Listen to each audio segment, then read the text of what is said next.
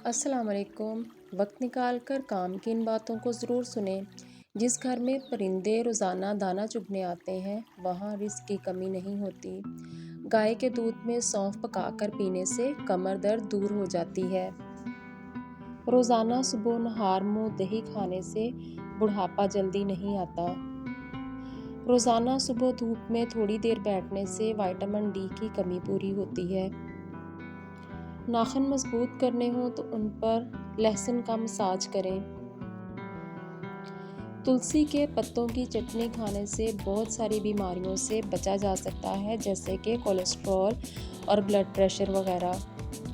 अगर आप चाहते हैं कि आपके बाल महीनों में नहीं बल्कि दिनों में ही तेज़ी से बढ़ें तो उसके लिए बेरी के पत्ते पीसकर उनसे अपने बाल धोएं। बाल चंद दिनों में ही लंबे हो जाएंगे।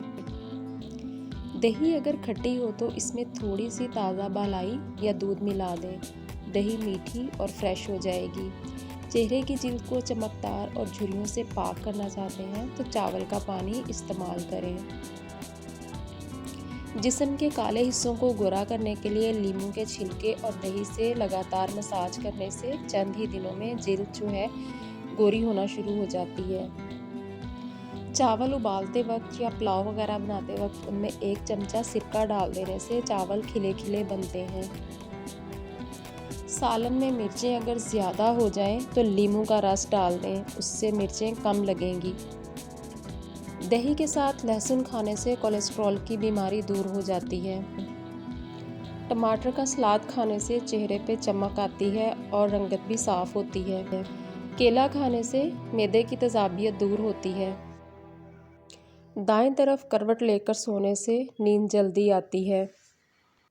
लकड़ी की आग पर बना खाना खाने से आप ज़्यादा सेहतमंद रहते हैं। शाम के वक्त मीठा ना खाएं बल्कि कड़वा खाएं, जो बहुत ज़्यादा फ़ायदेमंद होता है।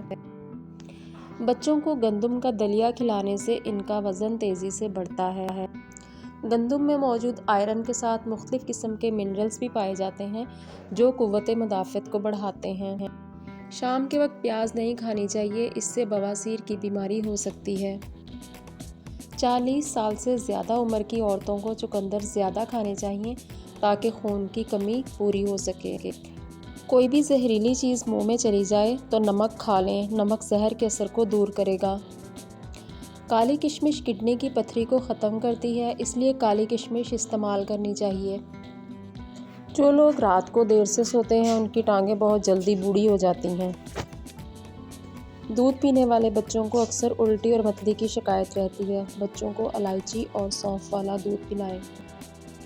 खाने में बराबर मिकदार में अंजीर और लहसुन का इस्तेमाल घुटनों के दर्द से निजात दिलाता है। थोड़ी सी सौंफ को पीसकर असली घी में थोड़ा सा भूनकर खाने से चक्कर आना दूर हो जाते हैं। ज़ीरा खाने से कैंसर का ख़तरा टल जाता है। पीतल के बर्तन अगर हरे हो जाएं तो उन पर नींबू रगड़ने से वो चमक उठते हैं। मूंछ के बालों का सफ़ेद होना शुगर होने की अलामत मानी जाती है।